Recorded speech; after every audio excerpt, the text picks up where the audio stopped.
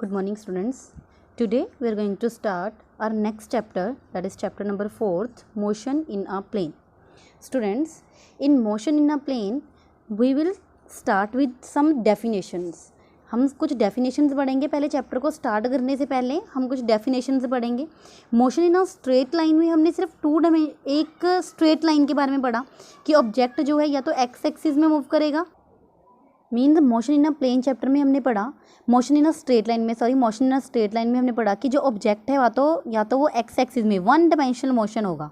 ठीक है, motion in a straight line means one dimensional motion. But motion in a plane में हम two dimensional motion के बारे में पढ़ेंगे. मीन्स ऑब्जेक्ट जो है वो एक्स और वाई एक्सिस में मूव कर रहा है.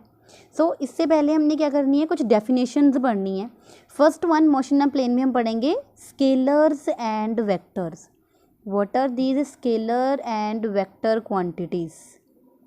Scalar and vector quantities. So in scalar quantity हमने फर्स्ट चैप्टर में भी पढ़ा है, फिजिकल वर्ड वाले चैप्टर में. ठीक है, कि हमारे पास कुछ क्वांटिटीज़ जो हैं, मास, लेंथ. मास के लिए हम किसी डायरेक्शन के बारे में नहीं बताते, हम क्या बोलते हैं, कुछ क्वांटिटी के पास सिर्फ मैग्नीट्यूड होता है. ठीक है, फर्स्ट चैप्टर में भी हमने पढ़ा था.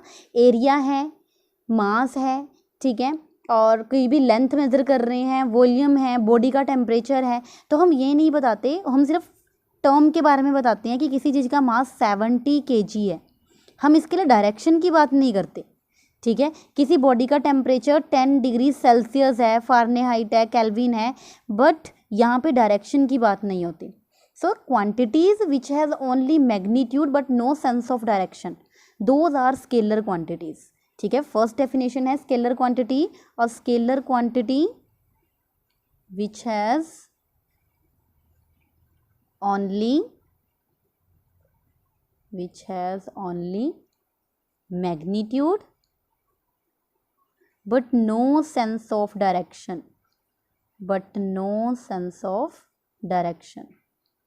They are scalar quantities.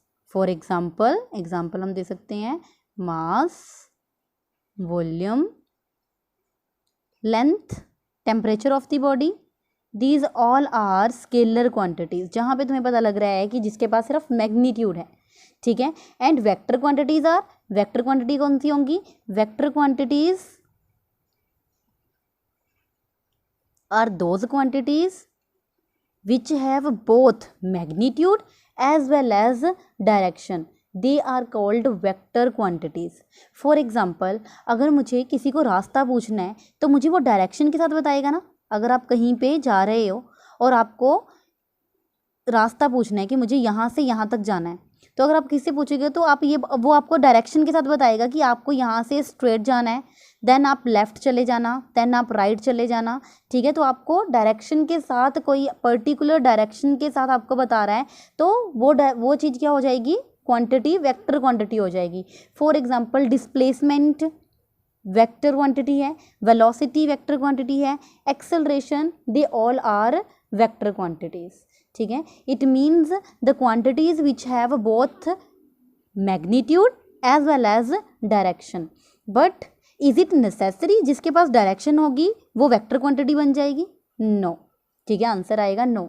It must be noted that vector quantities वही बनेंगी. वेक्टर क्वांटिटी बनने के लिए उसे कुछ लॉज के साथ, अपनी जो क्वांटिटी जो लॉज को क्या कर लेती है, फॉलो करती है. वेक्टर क्वांटिटी वो क्वांटिटीज होती हैं, मैग्नीट्यूड और डायरेक्शन तो होता ही होता है. ठीक है, बट ऑल्सो इसके पास वन मोर थिंग कि ये फॉलो करेगी वेक्टर लॉ ऑफ एडिशन को. It also follows the vector law of addition. ठीक है, तब वो क्वांटिटी क्या बनती है, वेक्टर क्वांटिटी बनती है. ठीक है, तो वेक्टर क्वांटिटी के लिए हम क्या लिखेंगे, vector quantities are those quantities which have both magnitude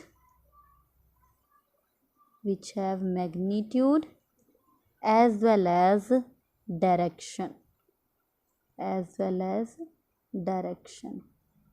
are vector quantities.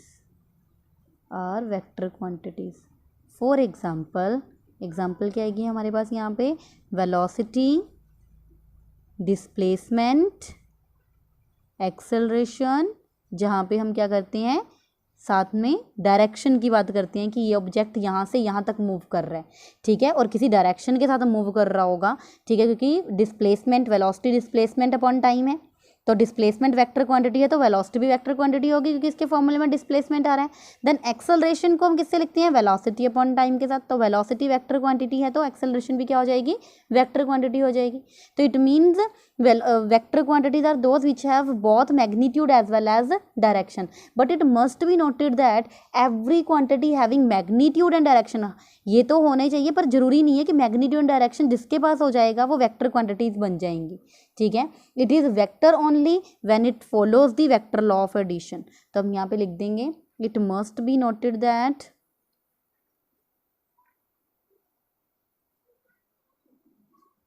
every quantity having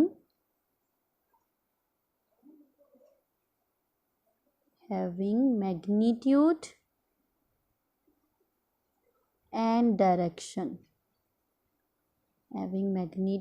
and direction, is not vector, necessarily vector, जरूरी नहीं है कि वो वेक्टर ही हो, is not necessarily vector, but it is vector only when it follows the vector law of addition। ये हमने आगे पढ़ना है, how to follow the vector law of addition, हमने वेक्टर लॉ ऑफ एडिशन वाला आगे एक्सप्रेशन करेंगे, वेक्टर लॉ ऑफ एडिशन, ठीक है। तो it must follow the vector law of addition. Basically अभी हम सिर्फ फ्यू डेफिनेशंस पढ़ रहे हैं, इस चैप्टर को स्टार्ट करने के लिए हमें कुछ डेफिनेशंस की जरूरत पड़ेगी। कहीं पे मैं सीधा वेक्टर बोल दूंगी, स्केलर बोल दूंगी, तो हमें पता होना चाहिए स्केलर और वेक्टर क्वांटिटीज होती क्या हैं, ठीक है। नाउ स्केलर क्वांटिटी तो देखो अभी तक हम जो मोशन इन अ प्लेन जो पीछे चैप्टर्स में पढ़ रहे थे तो काफ़ी हमने स्केलर क्वांटिटीज़ पढ़ी हैं वहाँ पे, ठीक है। वेक्टर क्वांटिटीज़ भी पढ़ी हैं बट अब हम डिफरेंस पढ़ रहे हैं इन दोनों के बीच में, वहाँ पे भी मैंने तुम्हें बताया स्केलर और वेक्टर क्वांटिटीज़ के बारे में, ठीक है। Now vector quantities are divided into two groups, vector quantities को हम टू ग्रुप्स में डिवाइड करते हैं। First one is polar vector and axial vector. So vector quantities are divided into two groups,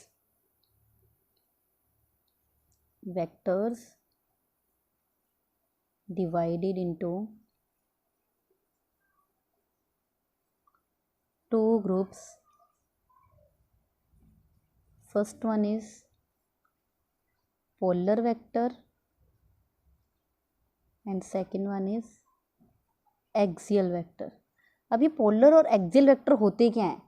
polar vectors are those vector which have a starting point और point of application, मतलब जो इनका एक starting point हो और point, जैसे मतलब मैंने किसी चीज़ को पुश करना है तो पुश करूँगी तो मुझे एक स्टार्टिंग पॉइंट है उनका, एक स्ट्रेट लाइन में जो भी हो रहा है, स्ट्रेट लाइन में जब फोर्स अप्लाई कर रहे हैं हम, फोर्स अप्लाई में किसी चीज़ को फोर्स अप्लाई करके एक स्ट्रेट लाइन में उस चीज़ को स्टार्ट कर रहे हैं, that are called polar vectors. Means the vectors which have a starting point और point of application like force और displacement, force or displacement, those vector which have a starting point,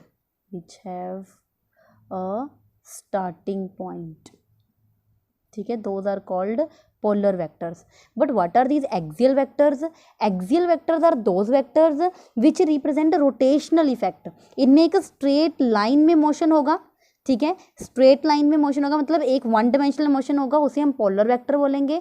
और axial vector जो vector represent करते हैं rotational effect को, rotate करेंगे and act along the axis of rotation. और axial vector कौन से होते हैं? एग्जांपल इनकी torque, angular velocity, they are called axial vector. Mean these vectors, those vectors which represent rotational effect,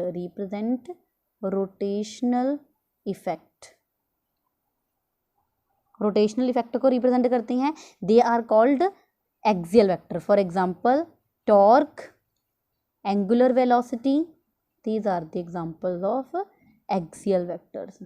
so vectors are divided into two groups, polar or axial vectors। polar vectors are those which have a starting point and which represents the rotational vector, they are called axial vectors। ये तो सिर्फ दो groups में divide किए गए हैं, हमारे पास काफ़ी सारी फ्यू डेफिनेशंस हैं वेक्टर की।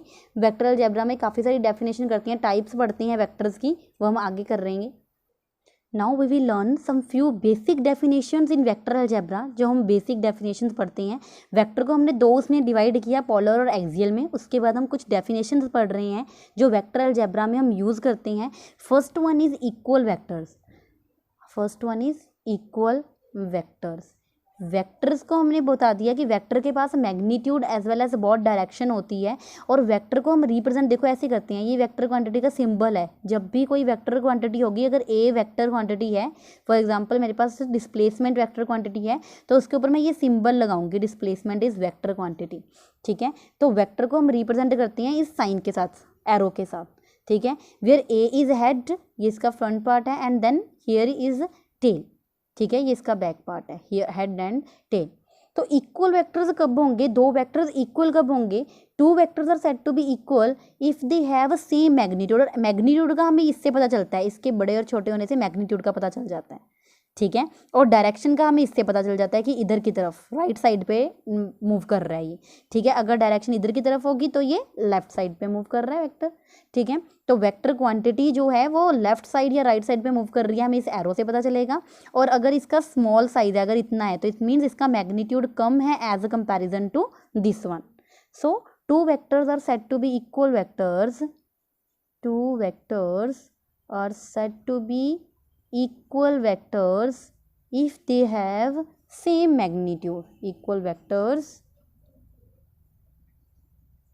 if they have same magnitude and lying on the same direction, and magnitude and in same direction. ठीक है, एक ही तरफ लाई करें और सेम मैग्नीट्यूड होगा तो हमारे पास क्या होंगे? वो इक्वल वेक्टर होंगे। It means A vector is equal to B vector. A और बी इक्वल कब होंगे? देखो, अगर हमारे पास इसका मैग्नीट्यूड ए वेक्टर और बी वेक्टर का मैग्नीट्यूड क्या हो जाएगा? सेम हो जाएगा। ए और बी, ए का मैग्नीट्यूड भी 2 है और इसका मैग्नीट्यूड भी क्या हो जाएगा? 2 हो जाएगा। ठीक है, तो इक्वल हो जाएंगे। और डायरेक्शन जिधर की तरफ ए वेक्टर लाई कर रहा है उधर ही बी वेक्टर भी लाई करेगा। तो it means A vector is equal to B vector. यहाँ पे ए और बी दोनों इक्वल हैं because magnitude and direction of both the vector are same. Magnitude and direction of both are same. So equal vectors जिनके पास magnitude और direction दोनों क्या होंगी? सेम होंगी। Now next one is negative vector. Negative vector negative कब होंगे? Negative vector, negative देखो, नेगेटिव से तुम्हें पता चल रहा है। नेगेटिव का मतलब जब ये एक दूसरे के अपोजिट, ए वेक्टर इधर लाई कर रहा है और बी वेक्टर उसके अपोजिट लाई करेगा। ए वेक्टर इधर है तो बी वेक्टर कहाँ है? इधर की तरफ। तो मतलब बी जो है वो किसके इक्वल हो जाएगा? Minus of A. और या ए किसके इक्वल हो जाएगा? Minus of B. तो नेगेटिव ऑफ वेक्टर अगर उन दोनों के पास सेम मैग्नीट्यूड है, मतलब इसके पास भी 5 का मैग्नीट्यूड है, इसके पास भी 5 का मैग्नीट्यूड है। ठीक है, तो मैग्नीट्यूड अगर सेम हो जाएगा तो देखो एक इधर इसके अपोजिट डायरेक्शन में लाई करने पास दोनों के पास जो वैल्यू आएंगी एक दूसरे के अपोजिट आ जाएंगी। एक के पास 5 है तो दूसरे के पास -5 है। ठीक है, तो the negative of vector is the negative of vector is another vector of same magnitude, another vector of same magnitude but in opposite direction। Same magnitude same है बट एक दूसरे से अपोजिट डायरेक्शन में लाई कर रहे हैं, इसीलिए इन्हें क्या बोलते हैं हम? Negative vector, but in opposite direction. So A vector अगर इधर लाई कर रहा है सेम मैग्नीट्यूड का और बी वेक्टर इधर लाई कर रहा है सेम मैग्नीट्यूड का, तो हम ये लिख सकते हैं कि बी वेक्टर जो होगा वो किसके इक्वल टू होगा? Minus of A. Negative direction में लाई कर रहा है बी वेक्टर, नेगेटिव डायरेक्शन में लाई कर रहा है और ए पॉजिटिव में जा रहा है, तो बी की वैल्यू क्या आएगी? Negative of A. These are equal vectors and negative vectors. तो अभी हमने पढ़े हैं। नेक्स्ट वन हम करेंगे coinitial vectors. Coinitial vectors, 2 और more given vectors are said to be coinitial अगर इनके पास को इनिशियल का मतलब है, इनिशियल मतलब स्टार्टिंग पॉइंट होता है, को मतलब कॉमन, जिन दोनों वेक्टर्स का कॉमन स्टार्टिंग पॉइंट हो जाएगा then they are coinitial vectors. For example A vector इधर लाई कर रहे हैं ठीक है, और ए वेक्टर इधर लाई कर रहा है और बी वेक्टर भी इसी की टेल जो है सेम पॉइंट, इनकी जो टेल है एक कॉमन पॉइंट पे मीट कर रही है। तो these are A vector and B vectors are coinitial vectors if they have common initial point. तो को इनिशियल वेक्टर क्या होंगे? If the vector A and B have common initial point then they are coinitial vectors. देखो मैंने ए के ऊपर भी vector का sign डाल रही हूँ, बी के ऊपर भी वेक्टर का साइन, ये साइन एरो डाल रही हूँ ताकि मुझे इससे कंफर्म हो जाए कि ये ए और बी जो हैं वो क्या है, वेक्टर क्वांटिटीज़ हैं। ठीक है, इतना पता लग गया। A and B are said to be coinitial if they have common initial point. इन दोनों का जो पॉइंट है वो क्या हो जाएगा, कॉमन हो जाएगा। देन नेक्स्ट वन इज को लीनियर वेक्टर्स। को लीनियर वेक्टर्स क्या होते हैं? Next one is co-linear vectors.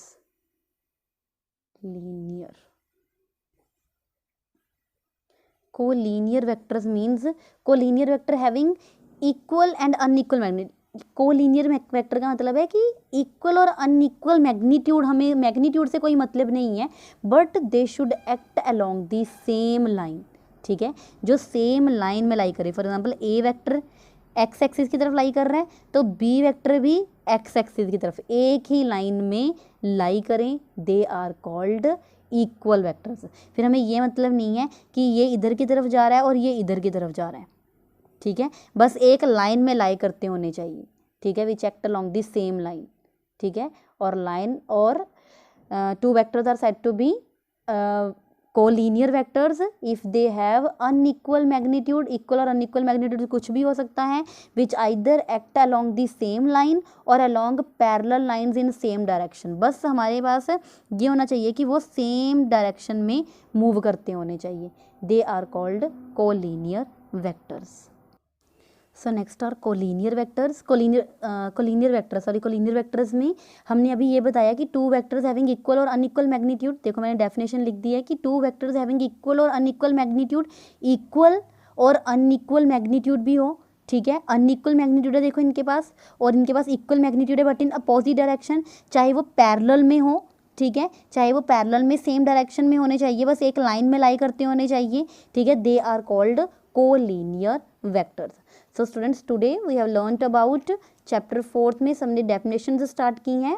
First one is scalar quantities, vector quantities, and then vector divided into two groups, that one polar and axial vectors, and few basic definitions in vector algebra. हमने 4 definitions पढ़ी हैं कि equal vector, negative vector, and then coinitial vectors और collinear vectors क्या होते हैं। In next class we will learn about position vector and displacement vector. Thank you.